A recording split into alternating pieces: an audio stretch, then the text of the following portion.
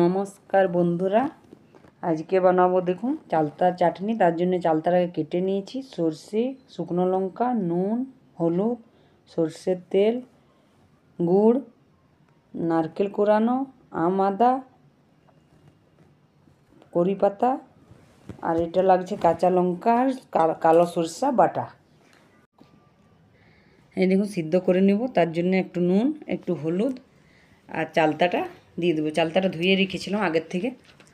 দেওয়ার পরে এক সিটি লাগিয়ে নেব।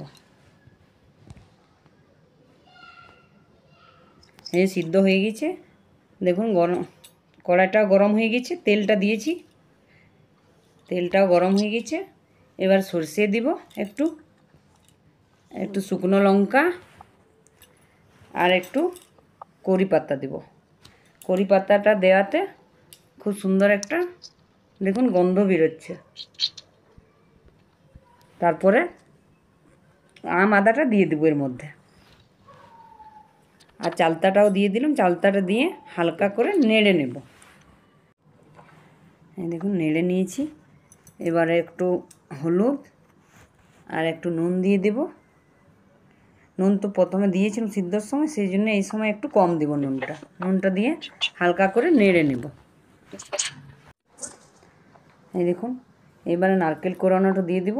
নারকেল কোরানোটা দেওয়ার পরে একটু হালকা করে ভেজে নেব। খুব সুন্দর সব দেওয়াতে একটা গন্ধ বেরোচ্ছে। এবারে এই যে চালতার জলটা যেটা সিদ্ধ হয়েছিল সেই জলটাই এর মধ্যে দিয়ে দিব। ওই জলটা দিলে কি একটা খুব ভালো টেস্ট হয়।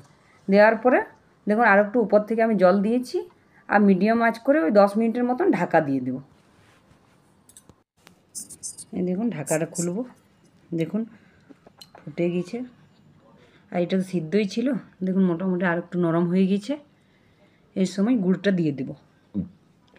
গুড়টা দেওয়ার পরে মিডিয়াম আঁচ করে ওই 2 থেকে 4 মিনিটের মতন ফুটতে দেব। এই যে এইবারে গুড়টা দেওয়ার পরে দেখুন এই যে সরষা বাটাটা রেখেছিলাম সেই সরষা বাটাটা এর মধ্যে দিয়ে দেব। সরষাটা দিলে কি একটা খুব ভালো টেস্ট হয়।